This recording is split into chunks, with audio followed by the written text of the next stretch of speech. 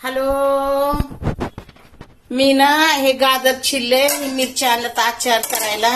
Okay, असं गाजर छिलून ठेवलंय आणि हे गरम पाणी केलंय टोपामध्ये. आणि हे ग्रीन फ्लावर आहे ना, ते मीठ आणि हे टाकलंय खायचा सोडा, म्हणजे हिरवं हिरवं राहतं. आणि हे असंच फ्रीज मध्ये ठेवलं ना, पिवळं पडून जातं. हे सलाड चांगलं बनवायचं.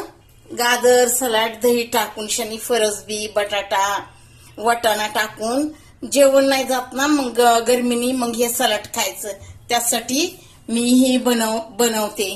ओके, मग फ्रीज मध्ये ठेवलं ना तर आपलं पिवळं पडणार नाही. त्याच्यासाठी गरम पाण्यात टाकले. आता हे काढून थंड पाण्यात टाकून शनी फ्रीज मध्ये ठेवील.